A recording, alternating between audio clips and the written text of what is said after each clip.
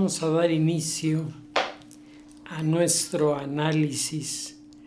de este 22 de junio del 2016.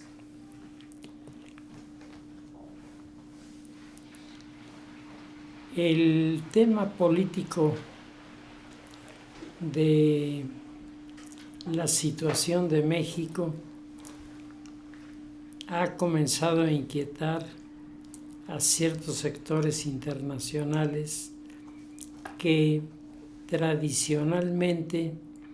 depositaban recursos importantes en proyectos industriales que se llevaban a cabo en nuestro país, que recibía una doble donación de recursos, uno a través de los pedidos de producción que elaboraban los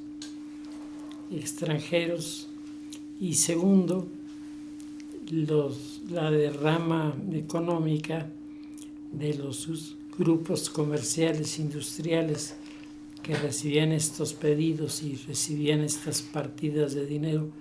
elevadas. Se reflejaba en buenos salarios para los trabajadores, salarios más responsables en el área de los problemas de supervivencia de la sociedad, y de repente la violencia se adueña del escenario. Hay mil y un argumentos de por qué pasa, pero pocos se han puesto a renovar su visión del mundo, en donde lo que nos está ocurriendo a nosotros les está ocurriendo a otros, a unos en mayor grado, otros en menor grado, por razones diferentes y con manifestaciones diferentes, pero en todos los países que tienen su raíz política en el mundo occidental, en todos estos países, sean africanos, asiáticos, americanos y desde luego los europeos, todos están en este momento resintiendo la grave crisis de la posmodernidad. Una posmodernidad que ha calificado con mucho más puntualidad y objetividad los puntos negativos, la aparición de la violencia, por ejemplo, y en cambio no ha podido generar todavía aspectos de acercamiento entre la sociedad descontenta y los gobiernos que han sido denunciados por corrupción. Pues es muy difícil encontrar una mesa de diálogo en la que los presentes no estén pensando mal de los que tienen enfrente. En plena turbulencia de la conformación del sistema postmoderno, nosotros podemos apreciar, primero, que la democracia, que como decíamos es una recién llegada, la democracia va siendo aceptada en términos generales como el sistema político que, con todas las deficiencias que uno puede imaginar, mantiene una fórmula de práctica política que acerca a la sociedad al gobierno al nombrar a sus representantes, y en el caso de los partidos políticos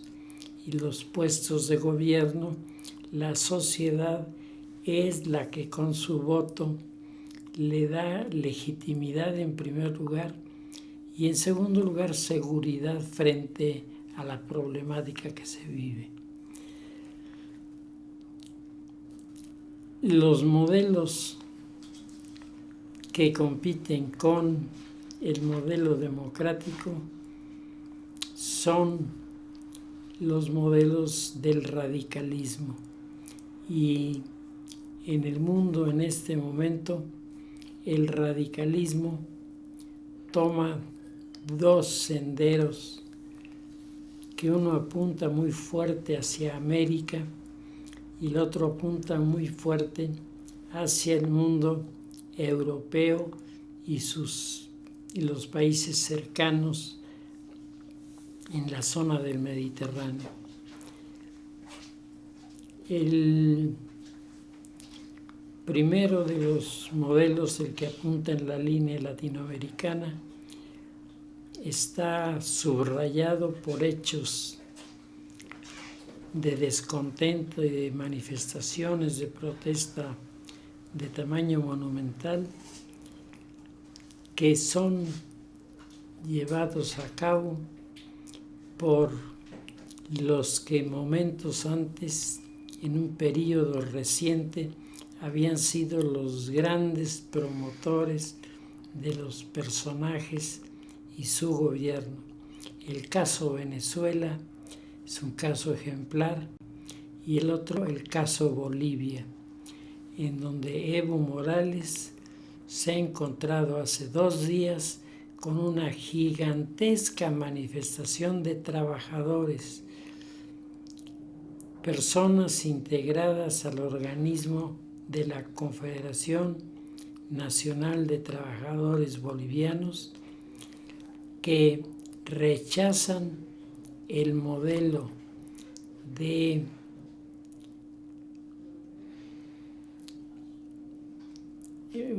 Maduro y su equipo de asesores por considerar que la situación económica se ha venido abajo. Todavía no son plenamente conscientes de que el régimen bolivariano, que tiene sus aspectos agradables, incluso muy motivantes, en el fondo, como todo populismo, está buscando una utopía a la que nunca va a llegar, pero va a destruir con esta utopía, con esta búsqueda de la utopía, a la comunidad. El gobierno y pueblo venezolanos durante 50 años o más vivieron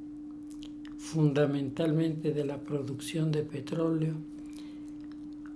en donde los gobiernos, independientemente de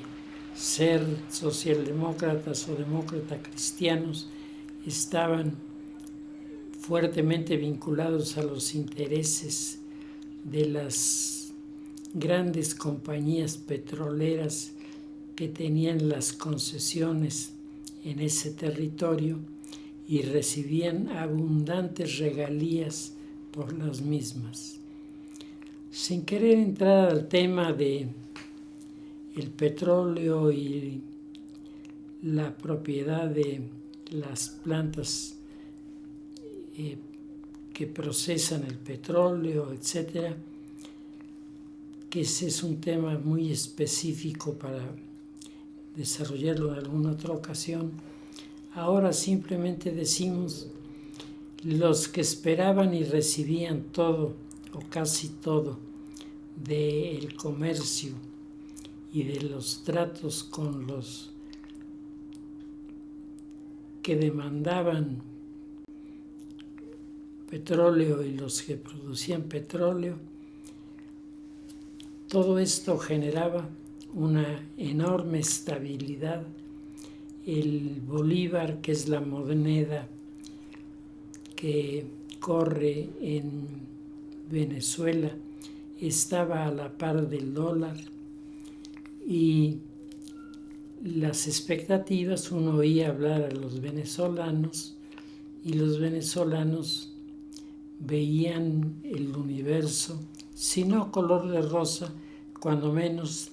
con bastantes opciones para no ser atropellados en la caída de la modernidad y los principios de la posmodernidad. En el caso de Evo Morales levantó detrás de sí una gigantesca fuerza opositora a los gobiernos que provenían todos de los círculos criollos y eran partidarios del neocapitalismo. Los confrontó electoralmente con una muchedumbre integrada por campesinos, integrada por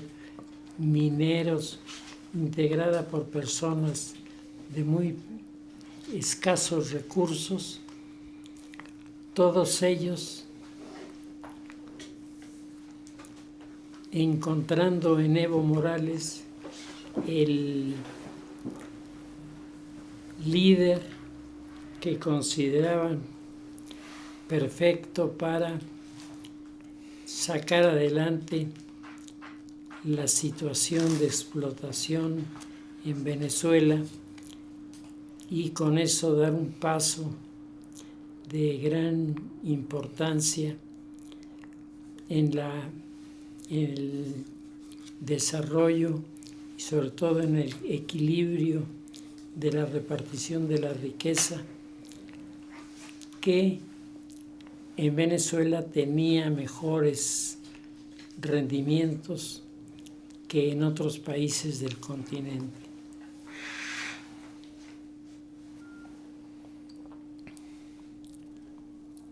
Ahora Evo Morales se enfrenta con otra coalición de grupos indígenas que están reclamándole las cosas que no ha hecho todavía en su gobierno, que se ha burocratizado mucho y que ha tenido que lidiar bastante para darle a Bolivia un posicionamiento mejor que el que tenía cuando llegó al poder Evo Morales. Los acuerdos de Evo con el sector privado son elementos interesantes, dignos de ser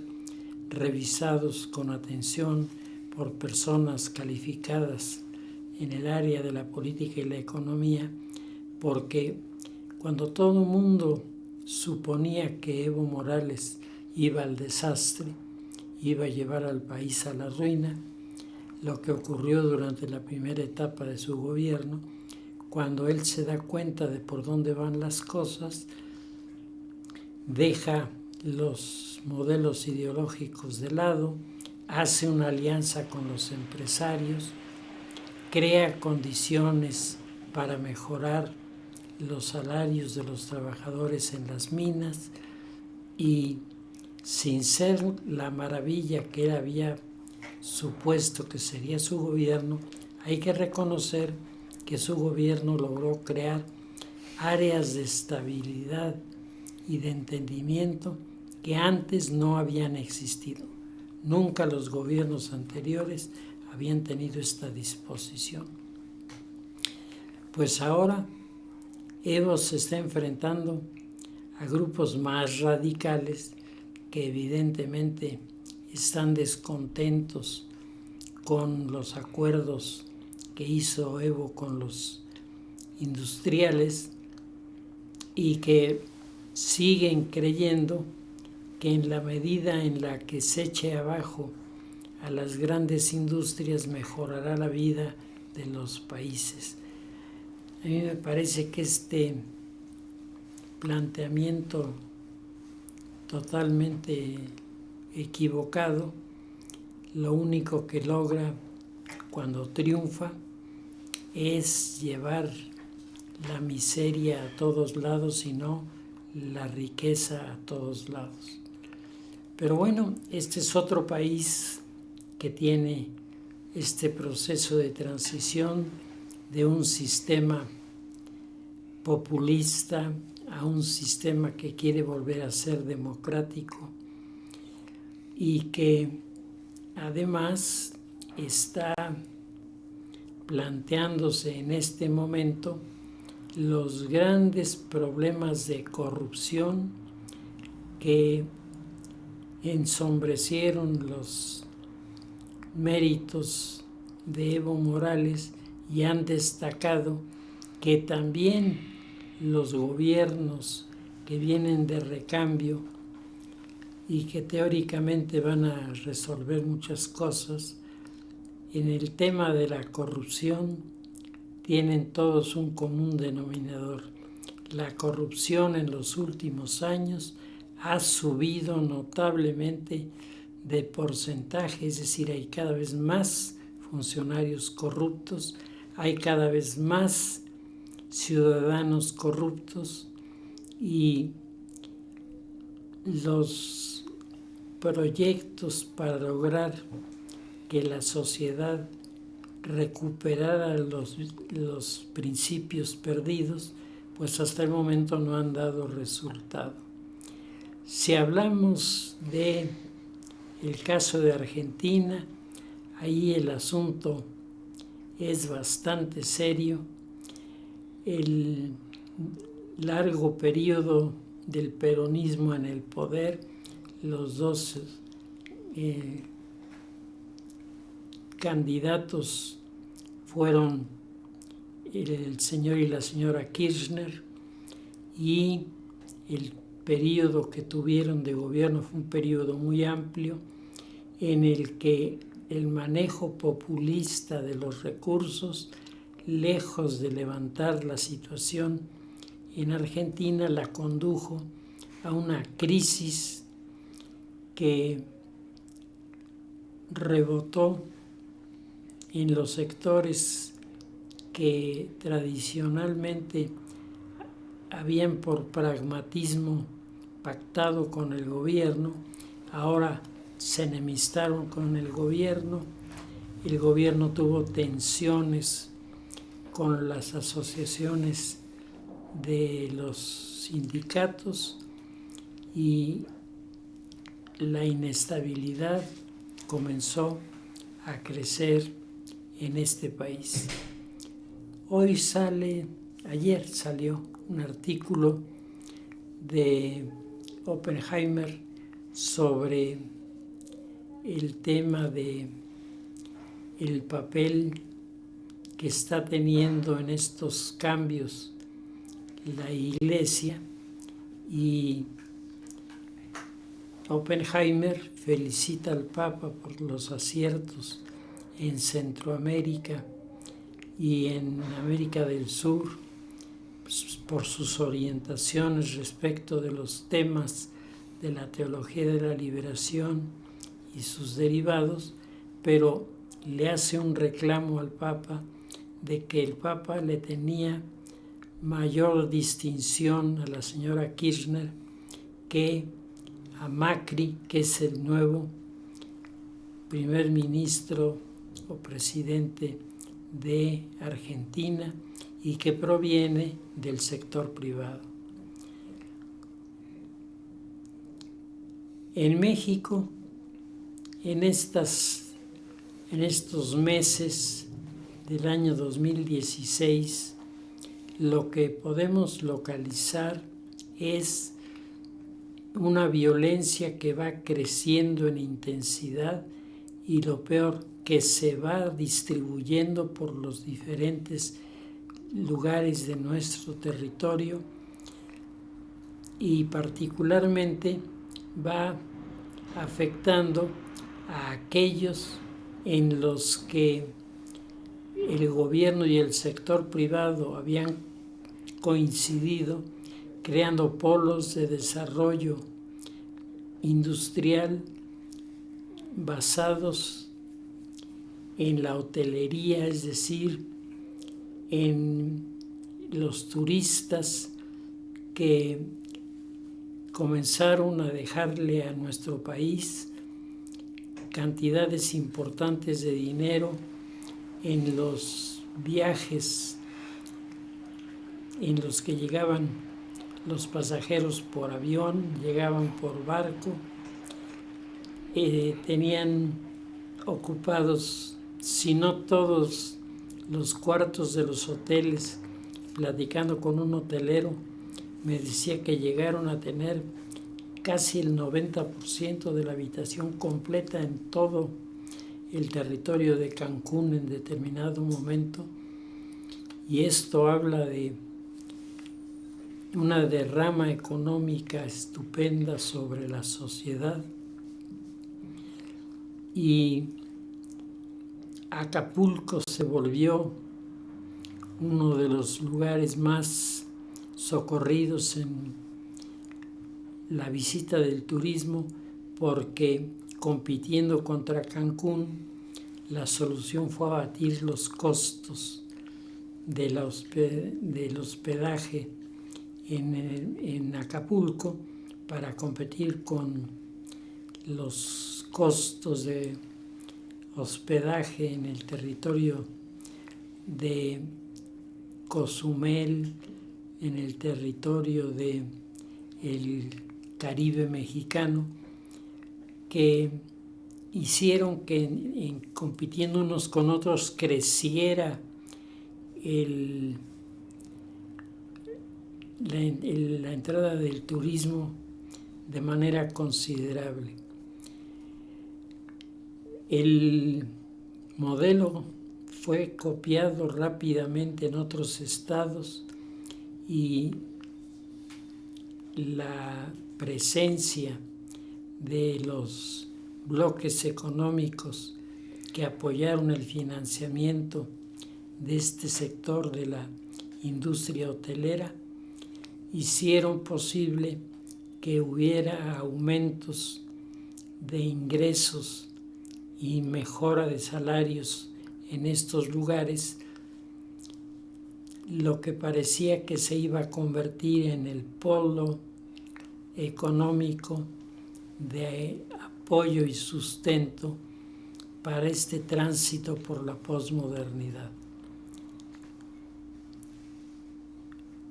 A semejanza de lo que hacen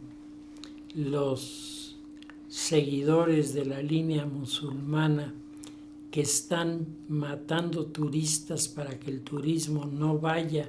a los países de religión islámica, porque el solo hecho de que el no creyente pise el territorio sagrado del Medio Oriente es motivo de rechazo absoluto de parte de los grupos que han tomado la bandera del Islam como si fuera propio. Los resultados en el mundo egipcio, los resultados en las zonas turísticas de Túnez, en las zonas turísticas de África del Sur, en las zonas turísticas de los diferentes territorios africanos que se ofrecían al mundo, se han visto ahora ensangrentadas por los ataques sin misericordias de los grupos musulmanes que quieren destruir la industria turística en el Medio Oriente y la industria turística en el África del Norte, para que de esa manera los gobiernos más ideologizados puedan tener posibilidades de ascender al poder. Coincidiendo con esta estrategia, yo no creo que haya otra cosa sino la coincidencia, los grupos del crimen organizado en nuestro país han desencadenado el infierno en los territorios que estaban siendo visitados por el turismo y han creado una angustia y una tensión entre los habitantes de estas zonas como no se había visto en nuestro país antes. La figura del presidente como líder de la sociedad que confronta a quienes le desafían no ha aparecido. El presidente mal aconsejado, mal orientado, ha cometido errores muy delicados que rebotan en contra primero de su gobierno, de su gabinete de gobierno y de su partido, que es el que a través de este grupo se encuentra en el poder. Las tensiones en las carreteras aumentan cada vez más y más el temor de los viajeros. En las últimas semanas, el reportaje de Excelsior sobre lo que está pasando en la carretera México-Querétaro, a la que considera una de las más peligrosas de México, ha revestido tal cantidad de actos violentos que han provocado la intervención del ejército en varias zonas. Junto con este conflicto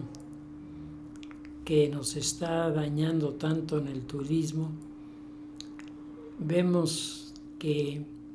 los grupos del crimen organizado han venido bajando la cota de asesinatos en varios lugares, y esto hace suponer a algunos de los analistas y críticos que puede haber una especie de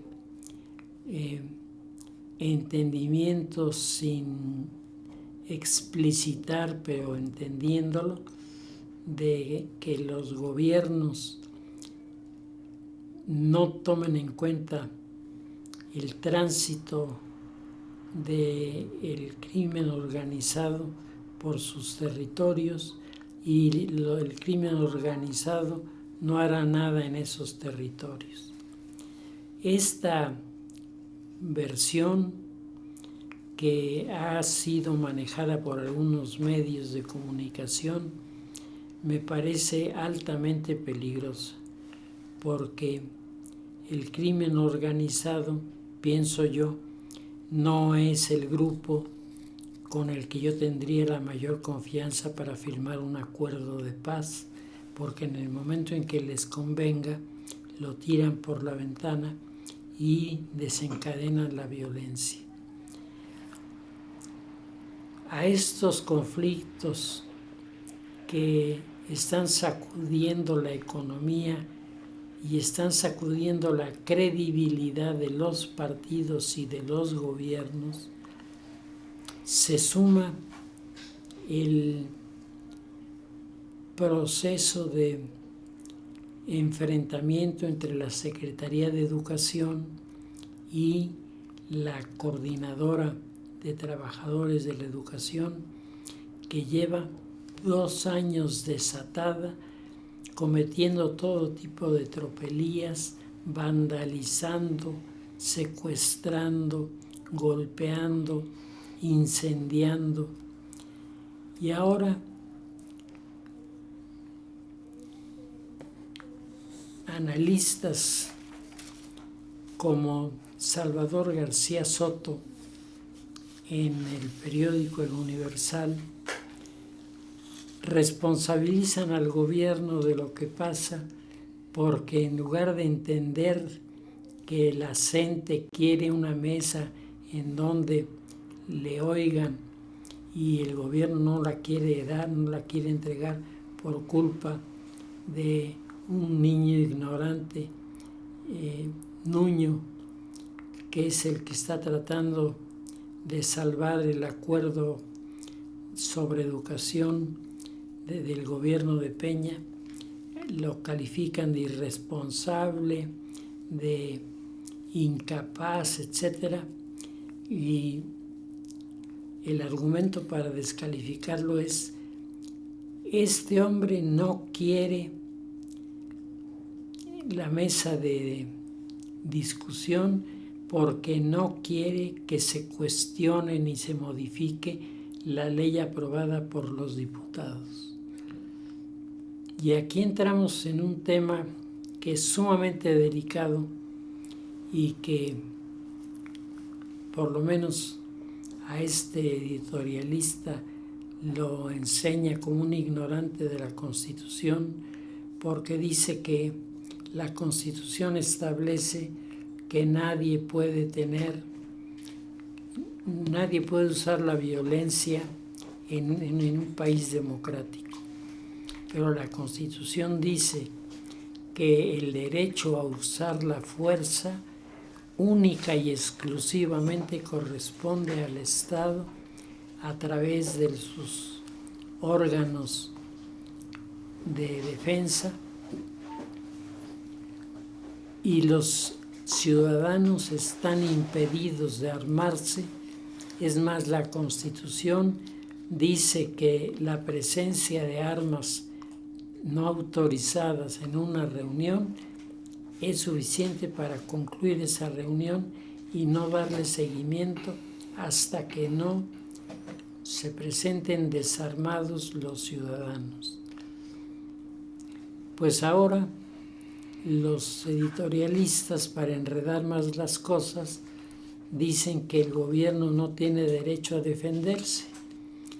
que los incendios, saqueos y todos los crímenes que han cometido la coordinadora y sus fervientes seguidores son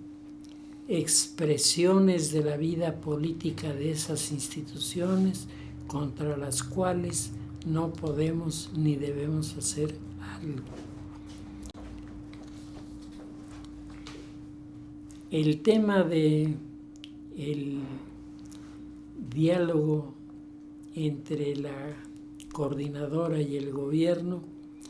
se vuelve todavía más complejo cuando Andrés Manuel López Obrador, que había andado callado durante bastante tiempo,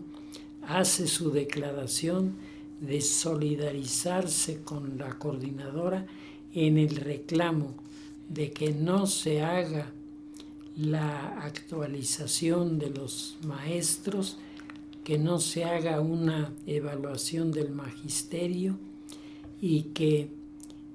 el magisterio mantenga los derechos de controlar las plazas de enseñanza según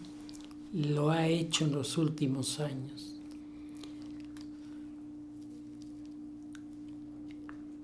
Llama la atención que después de que el secretario de Educación responsable del área sale en los medios y habla y destaca que si hay mesa de negociación, esta no podrá tocar la reforma de la Cámara de Diputados porque esta ya está aprobada. Aparece el secretario de Gobernación, Osorio Chong, proponiendo una mesa de diálogo en donde sí se toma en cuenta la opinión de los trabajadores. Y uno se pregunta, pues primero, ¿dónde está el centro, el eje de la política de este país? Porque da unos brincos espectaculares de un lado al otro. Ahora resulta que la Secretaría de Educación es, si no desconocida, disminuida en su función por el secretario de Gobernación, que debería ser el principal apoyo al gobierno, y particularmente en esos temas tan conflictivos, y sobre todo debería la Secretaría de Gobernación buscar poner el orden en los estados que están teniendo problemas de asaltos, problemas de incendios, de secuestros, en donde las cosas se hacen, pero no hay nadie que las pueda restablecer ni pueda volver al equilibrio que tenían antes de que esta situación estuviera dominando. La coordinadora ha señalado explícitamente que no entrará en una mesa de diálogo en donde se piense respetar el acuerdo de la Cámara de Diputados. Es decir, la coordinadora cree tener una autoridad superior a la Constitución para imponer su punto de vista.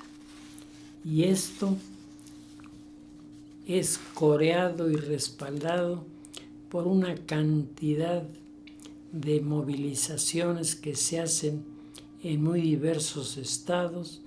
en donde se reúnen desde grupitos pequeños hasta grupos verdaderamente numerosos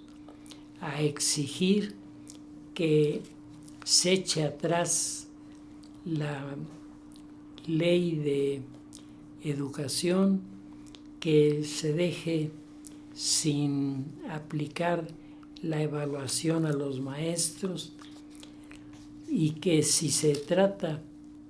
de el tema del magisterio, lo que debe ponerse sobre la mesa son los criterios sobre los cuales se va a formar a los educandos, y estos criterios tienen que ser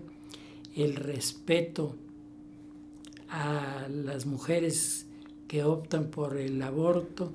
el respeto por las parejas de convivencia, el respeto al derecho de las parejas de convivencia a poder adoptar, el derecho a la muerte asistida. Todo esto te lo dan, por supuesto, todo esto tiene que estar dentro del diálogo, porque esto es lo que piensa la coordinadora que deberíamos pensar todos.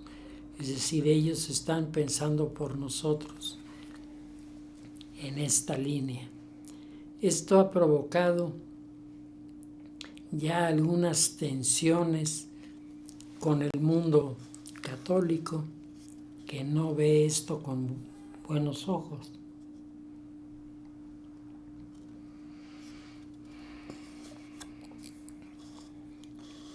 Y ha provocado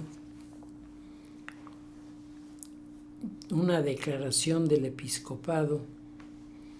que apareció 2 días después de la declaración del presidente Peña Nieto sobre este tema, volviéndose, queriendo aparecer como el abanderado de su causa. La Iglesia le hace una respuesta en buenos términos, es una respuesta fuerte pero no majadera, no es una respuesta provocativa, no se trata de buscar el enfrentamiento, sino al revés, crear las condiciones del diálogo para que esto funcione. El grupo de la coordinadora dice que ya tiene los nombres de los que van a componer el grupo que tiene que entrar en las negociaciones, y serían la del padre Solalinde, estaría Álvarez y Casa,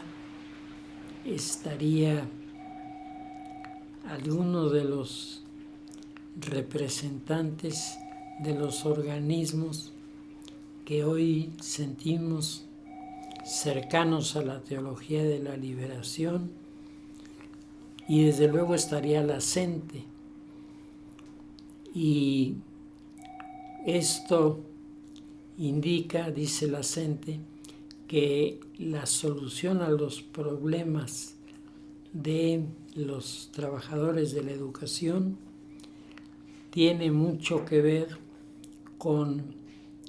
el entendimiento de parte de la sociedad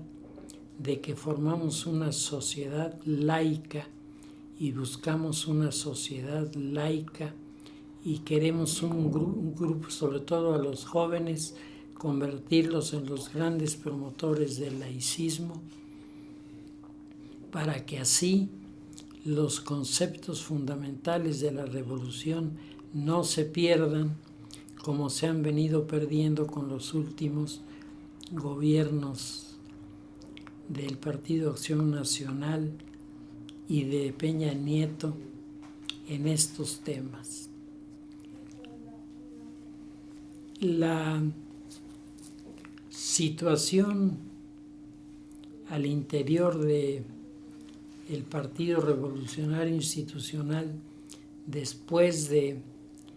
el fracaso en las elecciones ha creado tensiones que han llevado a Manlio Fabio Beltrones a presentar su renuncia, han llevado a Agustín Basabe a presentar su renuncia, lo cual deja a dos de los partidos más importantes acéfalos en medio de una crisis en donde la figura del presidente no aparece, y entonces esto se vuelve cada vez más delicado. Escuchando la entrevista que le hacen a Agustín Basabe, los medios televisivos, Agustín dice que él encuentra la situación de México semejante a un enorme bosque que está cubierto de hojas secas y que solamente está esperando una chispa en cualquier lugar para producir un incendio arrasador. Que a él esto no le convence y había sido su argumento para dejar la presidencia del Partido de la Revolución Democrática, que había hecho la declaración de que en los temas en donde la sociedad y los partidos tengan diferencias, habría que dejar a la sociedad establecer sus fórmulas para poder descifrar la buena o mala conducta de los funcionarios y de los partidos, basándose en esta primera propuesta de la sociedad a los partidos del 3x3, con un resultado que ha sido verdaderamente desastroso, porque lejos de respaldar el proyecto y entender que necesitamos a fondo la lucha contra la corrupción, nadie quiere responsabilizarse del problema y entonces todo queda reducido a buenos deseos y a buenas intenciones. Ya de por sí, una ley a la que le han quitado prácticamente su esencia, quieren que sea retirada. La iniciativa privada hace el día de hoy un llamado al presidente a vetar esta propuesta de ley que es una especie de burla a la ciudadanía cuando los problemas de corrupción se están volviendo cada vez más y más agigantados. Yo pienso que la situación que estamos viviendo es una situación crítica. Hace muchos años que no estábamos en condiciones tan delicadas y al mismo tiempo con las instituciones políticas tan deterioradas y desprestigiadas, los funcionarios perdiendo su reconocimiento y, lo más grave, en un modelo presidencialista, la figura del presidente es una figura que está caída delante de la opinión pública, que ha perdido su fuerza y su capacidad de dirección, y que si no responde a estos ataques, si no refuerza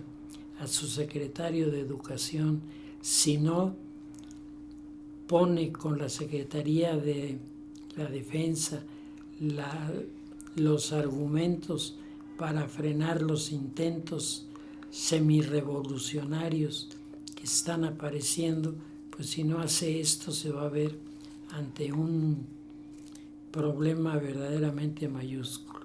Llama la atención que en los últimos 2 días han estado apareciendo notas sobre el EPR, que parece ser una guerrilla de temporal. Cuando llueve aparece,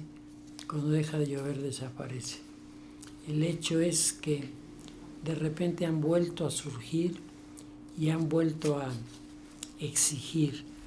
y exigen lo mismo que la coordinadora. De hecho, los integrantes del membrete que se llama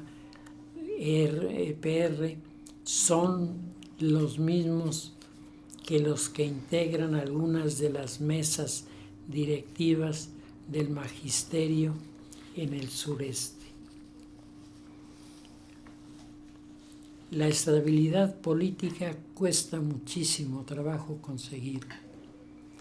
A nuestro país en el siglo XX, la Revolución Mexicana le costó 60 años de atraso en relación al resto de los países de América y del mundo que estuvieron creciendo. Cuando apenas parecía que comenzábamos a encontrar la fórmula, ahora se desencadena el avance del crimen organizado, se desencadena el desacuerdo entre los partidos, la crisis de los partidos, la caída de sus dirigentes, la falta de seguridad en las ciudades y fuera de las ciudades, en donde impera la ley del más fuerte, que sigue siendo el criminal. En medio de todo esto, nos reconocemos como un país fuertemente impactado por el tránsito de la edad moderna a la edad posmoderna, y que en este dilucidar de cuáles son las posibilidades, por un lado, de supervivencia del espíritu y el Estado democrático en México, y por otro el control que parece ya ha rebasado todos los límites de la violencia. Mientras todo eso se plantea, pienso que las universidades no pueden estar a un lado. Las universidades no pueden caer en la trampa de darle fuerza con sus declaraciones a los sectores radicales. Las declaraciones de las universidades tienen que ser cuidadosas, pero firmes y precisas, como han sido las reclamaciones que han hecho los grupos ciudadanos en los últimos días al respecto del tema de la coordinadora. Y la universidad tiene que ponerse en serio a trabajar sobre de qué manera, en base a qué principios, se puede comenzar a orientar a la sociedad hacia una situación en la que no sea el dinero el único valor que la comunidad aprecie.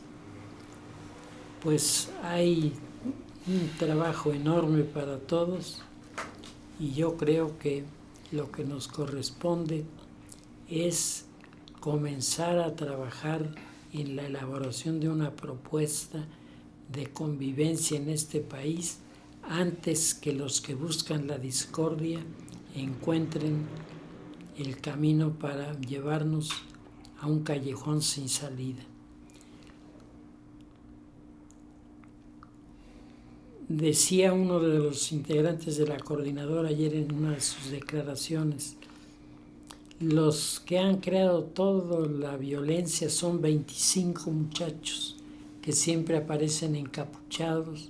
y que no logramos identificar. Desde la toma de posesión de Peña Nieto hasta la fecha, este grupo ha estado presente. Este grupo vive en el auditorio que han ocupado los estudiantes revolucionarios en la UNAM. Se mantiene a base de un chantaje que ejerce sobre determinados funcionarios y nadie se atreve a tocarlos. Pero yo me pregunto, 25 personas, 25 anarquistas como ellos se proclaman, ¿tendrán el derecho de poner de cabeza a nuestro país? ¿Y seremos tan débiles que ante 25 radicales transformemos nuestro país en un instrumento al servicio de la causa de la violencia? Creo que la pregunta debe quedarse para que cada quien la responda según su conciencia en medio de esta situación tan difícil que estamos viviendo. Si les parece, lo dejamos ahí y seguiremos la semana próxima.